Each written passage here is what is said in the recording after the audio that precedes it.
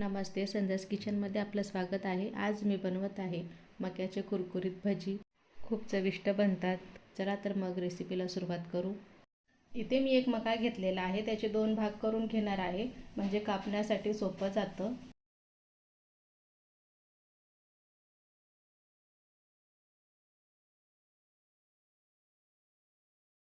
आता मी मका कापून घेणार आहे।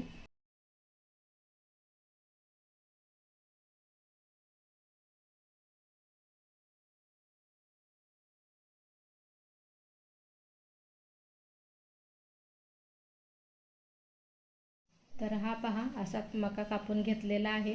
आता उरलेला जो भाग होता अर्धा, तोही कापून घेणार आहे।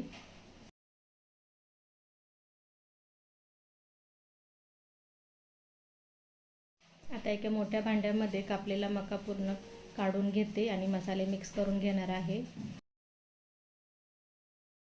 आणि यामध्ये टाकत आहे चवीपुरतं मीठ, लाल तिखट, थोडीशी हळद, कापून घेतलेली हिरवी मिरची, अद्रक आणि लसूणची पेस्ट।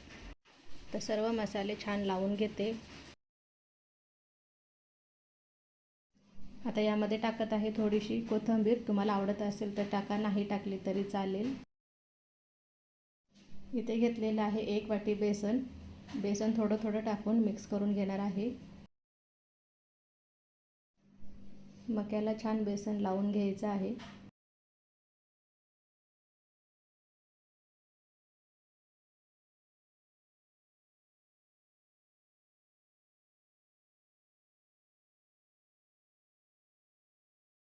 तर मक्याला व्यवस्थित बेसन लागलेलं आहे।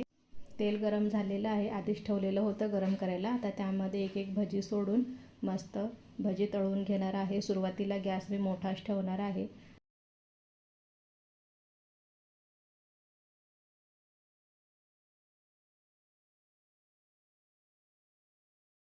झाऱ्याने भजी उलटसुलट करून घेताना मी गॅस मध्यम करून ठेवणार आहे आणि छान कुरकुरीत भजी तळून घेणार आहे।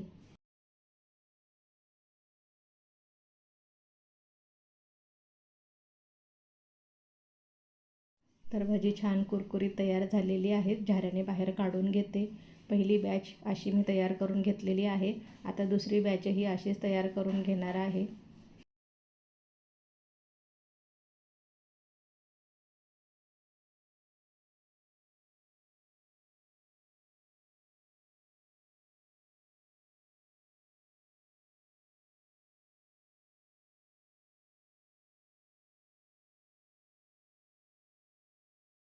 दुसरी बॅचही तयार झालेली आहे। आता भज्यांसोबत खाण्यासाठी मस्त हिरव्या मिरच्या तळून घेते।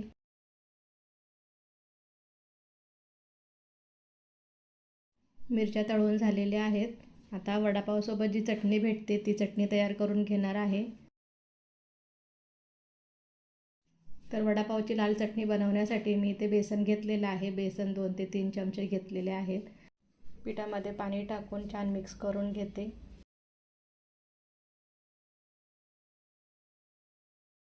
तर पहा, वडापावची चटणी बनवण्यासाठी पीठ तयार झालेलं आहे। आता बुंदी करायला घेऊ। तेल आधीच गरम झालेलं होतं। 5 बोटं पिठामध्ये घालून असेच तेलामध्ये सोडून घ्यायचं आहे पीठ आणि कुरकुरीत होईपर्यंत बुंदी तळून घ्यायची आहे।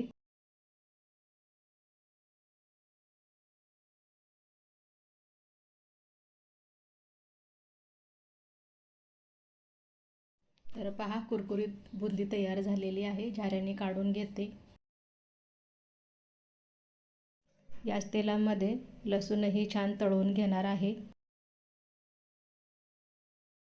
तर पहा, लसूण लाल झालेला आहे। आता मी बाजूला काढून घेते आणि चटणी वाटायला घेते। त्यासाठी इथे घेतलेलं आहे मिक्सरचं भांडं, त्यामध्ये टाकत आहे तळून घेतलेली बुंदी।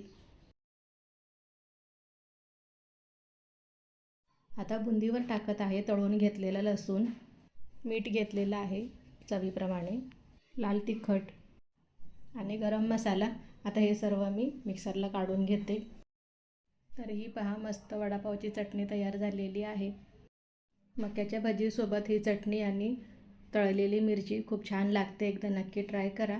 व्हिडिओ आवडल्यास व्हिडिओला लाईक करा, शेअर करा आणि चॅनलवर नवीन असाल तर चॅनलला सबस्क्राईब करा।